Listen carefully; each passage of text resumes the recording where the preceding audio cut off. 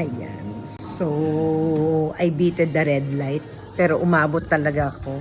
Siyempre nga, on the dot ang pagdating ko sa campus namin. So, kanina, medyo, ewan ko ba kung bakit ka-relate. Kasi hindi maganda yung weather. So, today, I'm going to fix myself muna.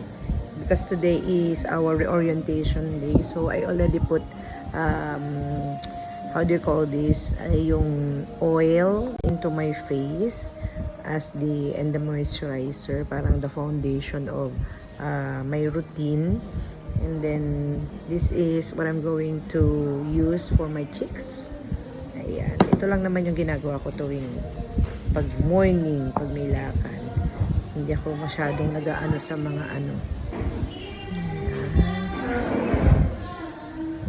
Wow, and Wendy is singing.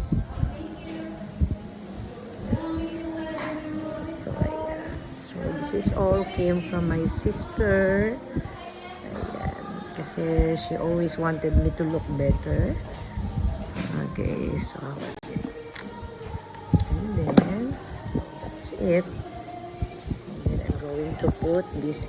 Alam nyo, try nyo to this one. Ang ganda ng lipstick. Ang ganda niya.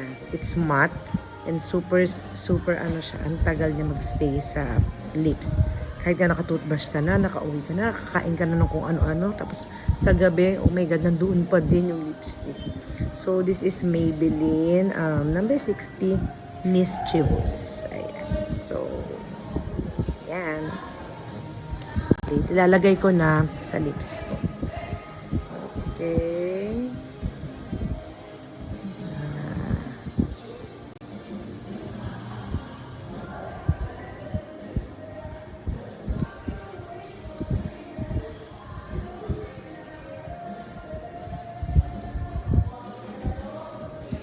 See? Voila! O, di ba hindi na ako lumabas ulit. Kasi unlike kanina, hindi pa ako masyadong ready.